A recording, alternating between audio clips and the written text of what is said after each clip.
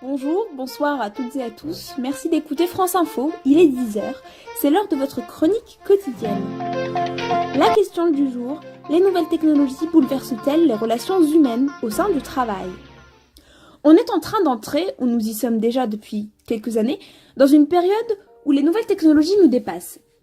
Il y a une course à l'innovation aujourd'hui, et on ne prend plus le temps de réfléchir, d'où cette chronique.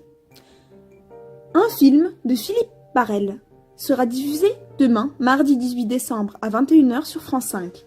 Un monde sans travail, c'est un monde dans lequel nous allons vivre dans quelques années. Nous sommes tous concernés par ce sujet, qu'on soit vieux, jeune, adulte.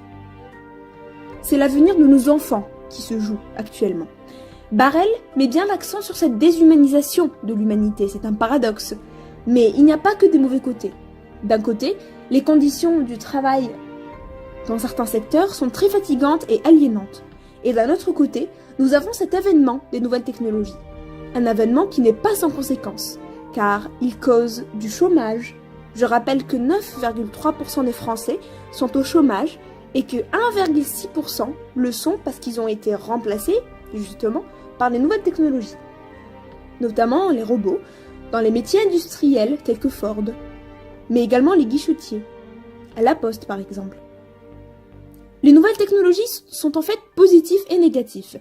Positives parce qu'elles accélèrent le monde, elles mettent une espèce d'instantanéité dans les tâches. On vit dans un monde connecté, un village planétaire. Les robots assistent certaines personnes et font les tâches les plus pénibles. Mais ils sont également néfastes pour notre monde, car il n'y a plus ces relations humaines d'antan. Toutes les personnes sont rivées sur leur téléphone quelquefois et plusieurs travails disparaissent.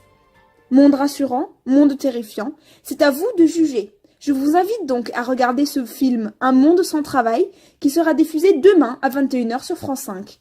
On se retrouve demain pour le débrief du film. Je vous souhaite une excellente journée et merci d'avoir écouté France Info.